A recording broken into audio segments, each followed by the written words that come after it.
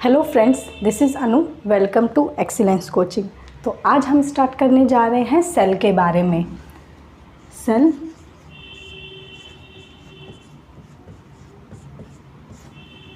Cell आपके कितने types के होते हैं? 2 टाइप्स के होते हैं। आपका होता है प्राइमरी सेल, यानी कि आपका प्राथमिक सेल,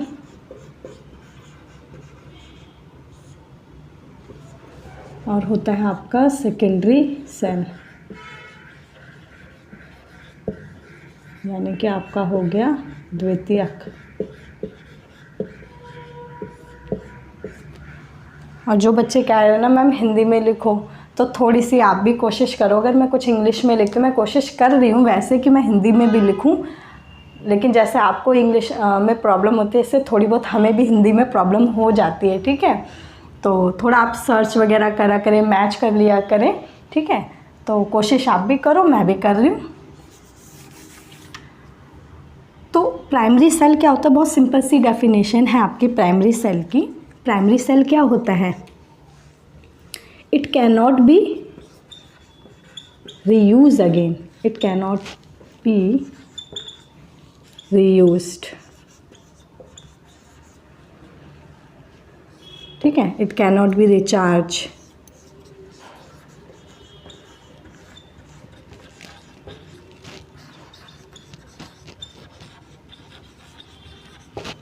यानी कि इसका उपयोग दोबारा नहीं किया जा सकता।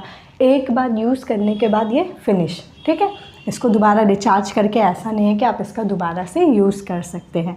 अगर हम इसके एग्जाम्पल की बात करें तो ये है आपका इसमें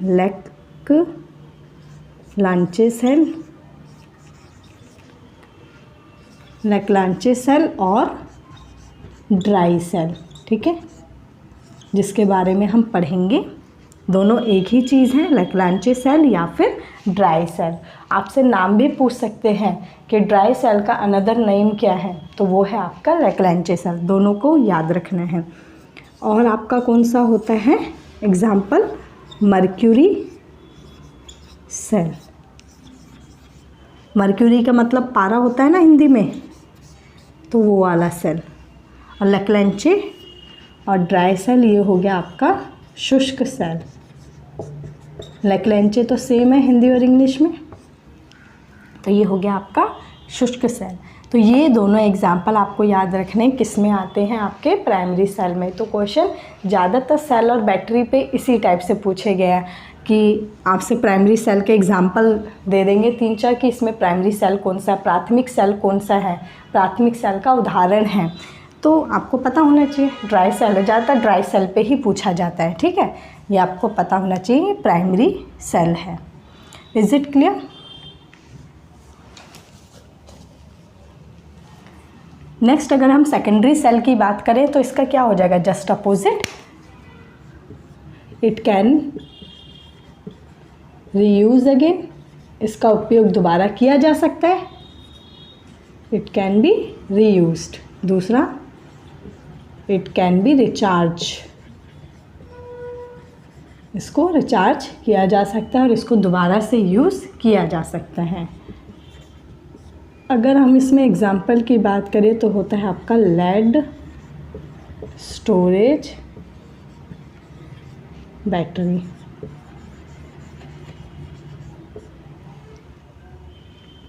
ठीक है, और एक होता है आपका इसमें nickel cadmium cell.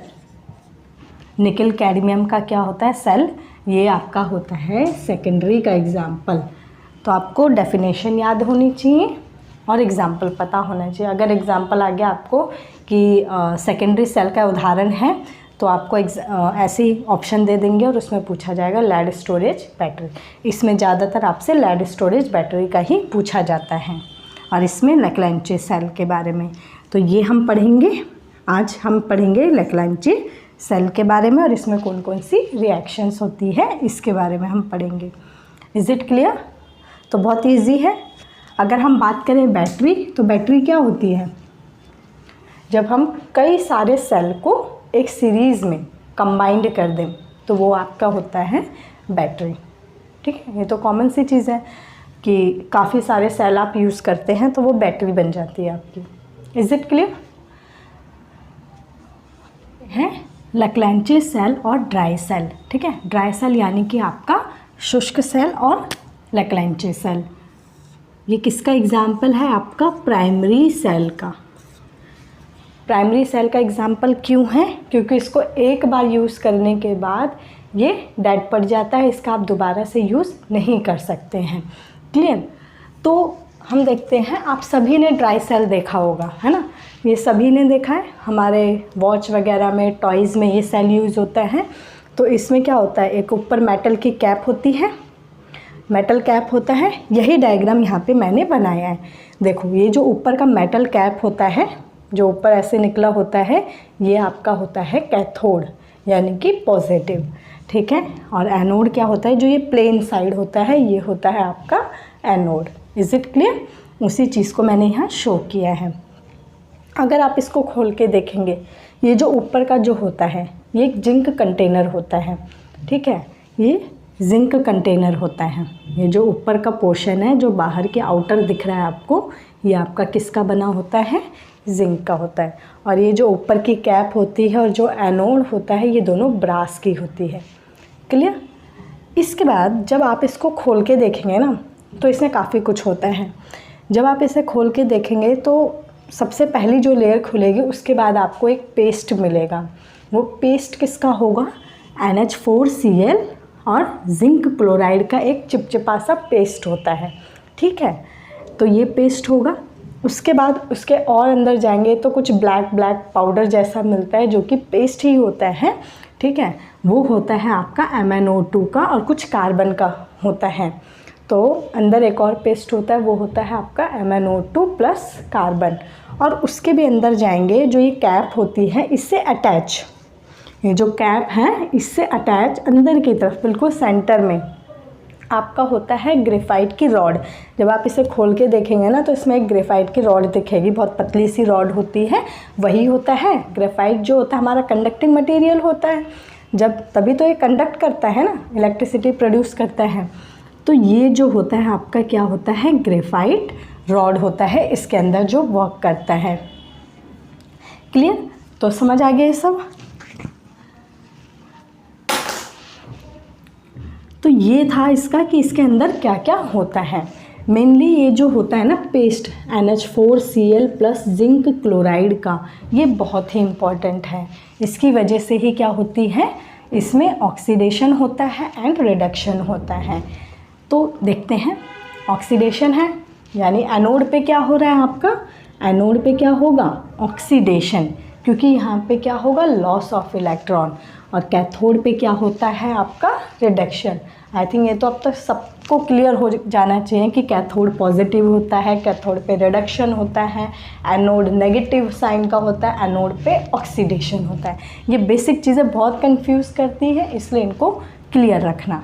Is it clear? चलो अब हम देख लेते हैं कि एनोड पे क्या होता है और कैथोड पे ऑक्सीडेशन कैसे होता है, रिडक्शन कैसे होता है। देखो यहाँ पे जो है एनोड पे, ये जो बाहर का कंटेनर है, यहाँ पे होता है जिंक। जिंक, तो ये जिंक क्या करता है? Zn2+ में कन्वर्ट होता है। किससे रिएक्ट करके? ये जो पेस्ट होता है ना NH4Cl, ये NH4Cl के संग रिएक्ट करता है। तो ये जिंक जो होता है Zn2+ में कन्वर्ट हो जाता है बाय लूजिंग ऑफ 2 इलेक्ट्रॉन। ये जो जिंक है NH4Cl के संग रिएक्ट करके किस में चेंज हो जाता है? Zn2+ में। और क्या लूज़ करता है? इलेक्ट्रॉन। तो जो ये इलेक्ट्रॉन को लॉस करता जाता है, इलेक्ट्रॉन का लॉस करता जाता है, उसी की वजह से क्या होता है, अगर आप इसको कंडक्टिंग कर देंगे, यहाँ पे कोई वायरिंग कर देंगे, बल्ब लगा देंगे, ठीक है, यहाँ कोई बल्ब लगाएंगे,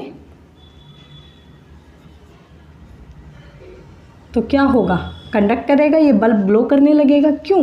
क्योंकि इलेक्ट्रॉन निकल रहे हैं। इलेक्ट्रॉन यहाँ पे क्या करेगा? मूव करेगा थ्रू दी वायर, और मूव करेगा थ्रू दी वायर तो क्या होगा? करंट प्रोड्यूस होगी।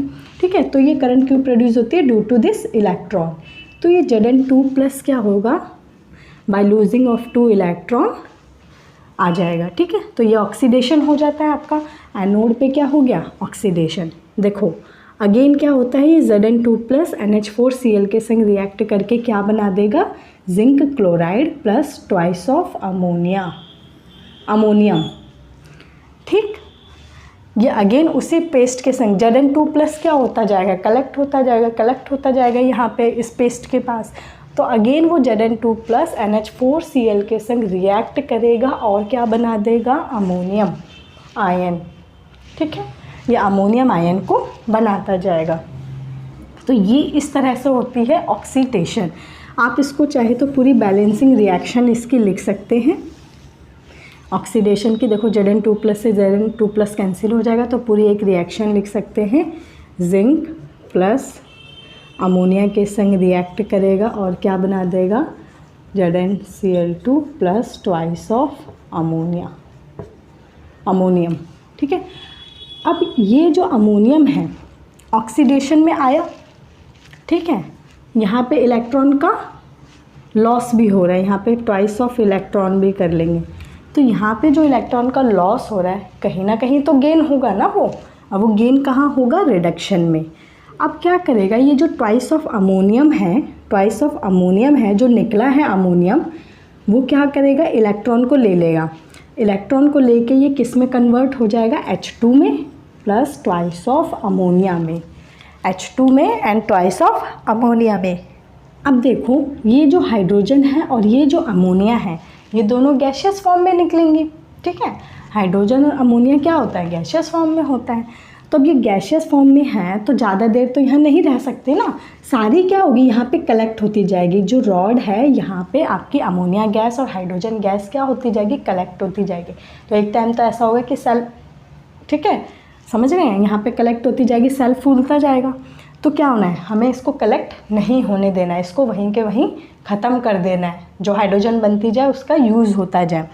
तो उसको कौन यूज़ करेगा, हाइड्रोजन को, ये जो MnO2 है। इस ग्रेफाइट रॉड के पास क्या है आपका, एक और पेस्ट है, ग्रेफाइट रॉड के पास एक और पेस्ट है। तो वो कौन सा पेस्ट है, MnO2। तो ये MnO2 क्या करेगा, हाइड्रोजन को वहाँ पे न्यूट्रलाइज कर देगा और क्या बना देगा, Mn2O3 प्लस में H2O। इस वाटर की वजह से क्या होता है, उसमें चिपचिपापन रहता है, जो अंदर पेस्ट रहता है उसके अंदर क्या रहता है, स्टिकी रहता है काफ़ी। ठीक है, इस H2O की वजह से। तो MnO2 क्या करेगा, इस हाइड्रोजन गैस को वाटर में चेंज करता जाएगा और क्या बनाता जाएगा, Mn2O3 सॉलिड में। Is it clear. और H2 तो यूज़ हो जाएगा, H2 तो अपना साथ साथ न्यूट्रलाइज होता जाएगा।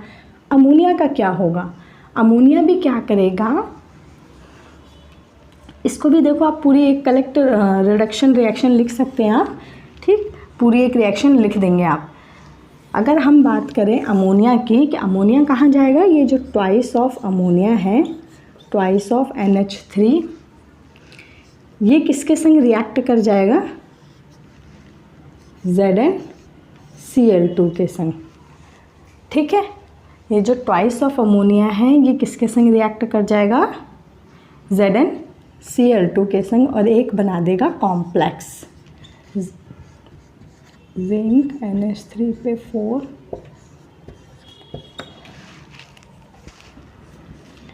ये एक बना देगा कॉम्प्लेक्स कंपाउंड। ठीक है, ये अमोनिया किसके संग रिएक्ट कर जाएगा, जिंक क्लोराइड जो कि इस पेस्ट में था उसके संग क्या कर जाएगा, रिएक्ट कर जाएगा और क्या बना देगा, एक कॉम्प्लेक्स कंपाउंड। तो इस तरह से अमोनिया भी वहाँ पे यूज़ होता जाएगा। ठीक है, कंपाउंड बनाने में उसका यूज़ होता जाएगा। तो इस तरह से गैस कलेक्ट नहीं हो पाएगी इस सेल में। क्लियर। तो एक छोटा सा मैकेनिज़्म था कि कैसे ये रिएक्शन इसके अंदर हो रही है, कैसे इसमें ऑक्सीडेशन हो रहा है और कैसे इसमें रिडक्शन हो रहा है।